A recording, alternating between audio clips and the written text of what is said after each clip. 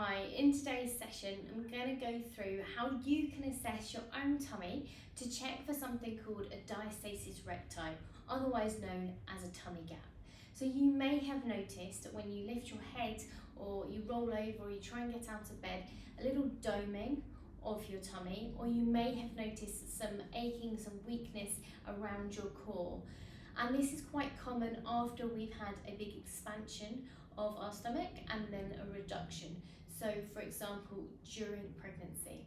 So if you are concerned about this, it's something that you can get professionally assessed, and what I'm going to go through today never replaces having an individual assessment, but I'm going to show you how you might want to try to assess yourself in the comfort of your own home.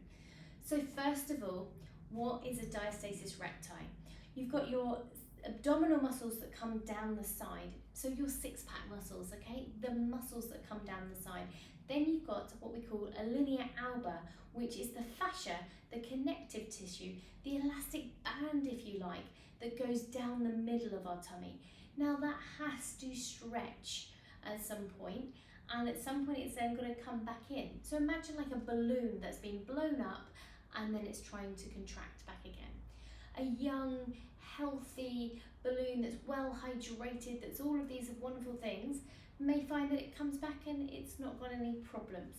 The more that balloon is used, the more it's stretched, or for various different external elements and components as a result, particularly things like stress that could be applied to that area, it can mean that it doesn't kind of recoil back with the collagen in quite the same way. And this can leave us with that kind of feeling like we've got a bit of a gap there. So how do you assess it?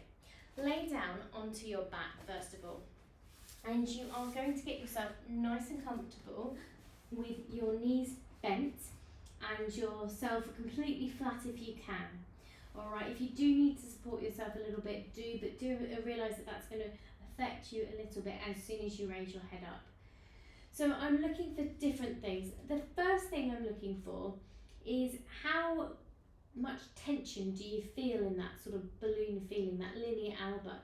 Does it feel really sort of squidgy and sort of floppy, or does it feel like there's a nice firm end feel and a firm resistance to it?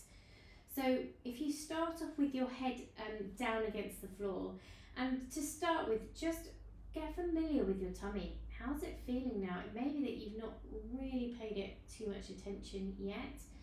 So just gently reconnect with it a little bit and just feel all the way around.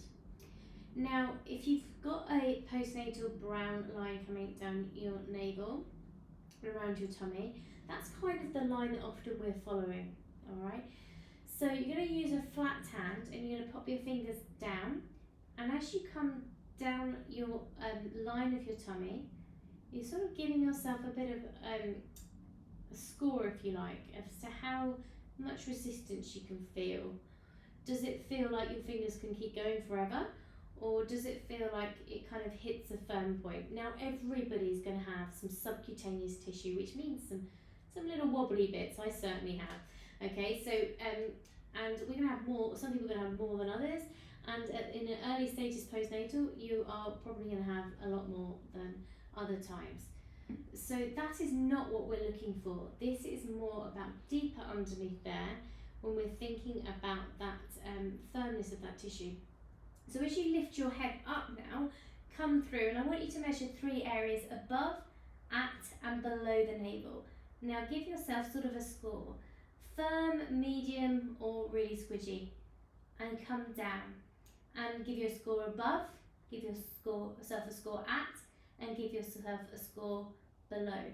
You may also find it useful to use your fingers as a guide as to how far down before you hit resistance it is.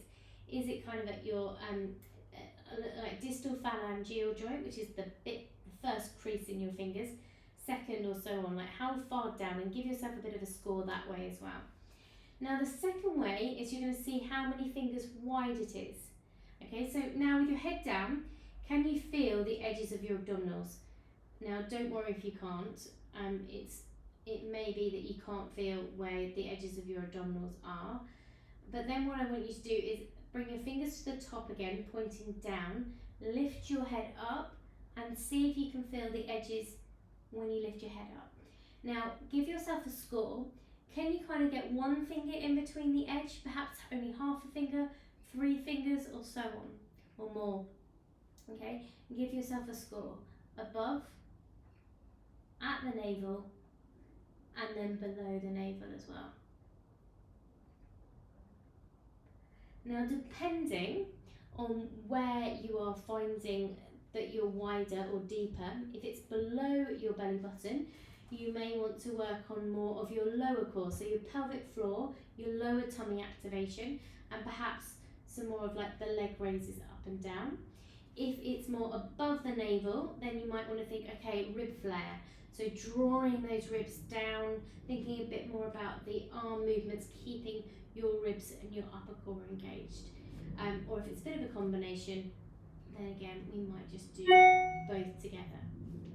So I hope that gives you a nice idea of how to assess yourself, and then you can use that as a bit of an outcome measure for yourself to see how you're changing and you're improving. The abdominal massage that I go through as well can be really helpful to help to release any tension and to reconnect yourself with your abdominal muscles. And of course, if at any point this is getting triggering or you feel uncomfortable, then go back to some of Kelly's grounding techniques that can really help to settle that as well. Thank you for joining me. We look forward to hearing how you get on.